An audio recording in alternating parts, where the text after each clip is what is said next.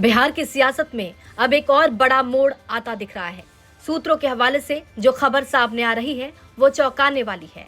नीतीश कुमार के राज्यसभा जाने के बाद बिहार का अगला मुख्यमंत्री जेडीयू का नहीं बल्कि बीजेपी का नेता हो सकता है और इस रेस में 3 बड़े नाम सामने आ रहे हैं, नित्यानंद राय, सम्राट चौधरी और संजय जायसवाल।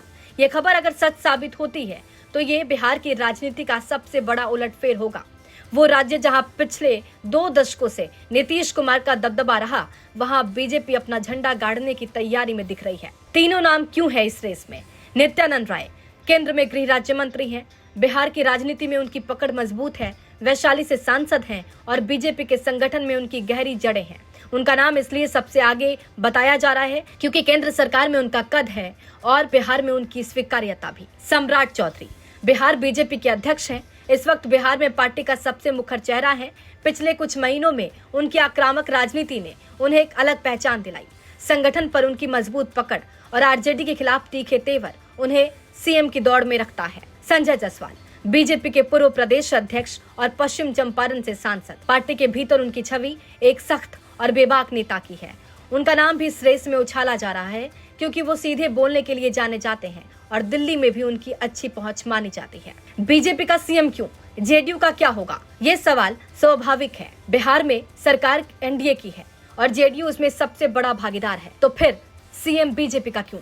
सूत्रों का कहना है कि बीजेपी इस बदलाव को एक अवसर की तरह देख रही है।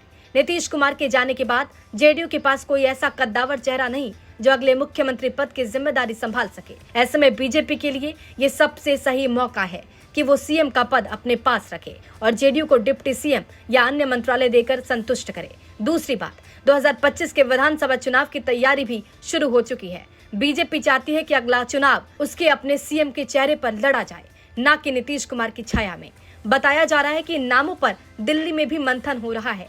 बीजेपी का केंद्रीय नेतृत्व इस पूरे घटनाक्रम पर पैनी नजर रखे हुए है। संजय झा और ललन सिंह का पटना दौरा जहां जेडीयू की रणनीति का हिस्सा है, वहीं बीजेपी के केंद्रीय नेता भी पर्दे के पीछे से इस पूरी पटकथा को शेप दे रहे हैं।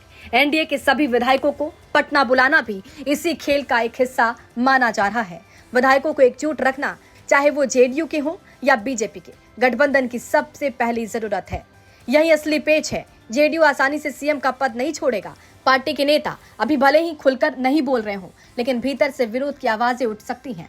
नीतीश कुमार की विदाई के बाद जेडीयू कमजोर जरूर होगी, लेकिन वो बीजेपी को बिना मोल भाव के सीएम पद नहीं देगी। इसलिए निशांत कुमार को डिप्टी सीएम बनाने की चर्चा को इसी संदर्भ में देखा जाना चाहिए। ये जेडीयू की तरफ से एक सौदेबाजी की तैयारी हो सकती है। ब्यूरो रिपोर्ट, बिहार तक।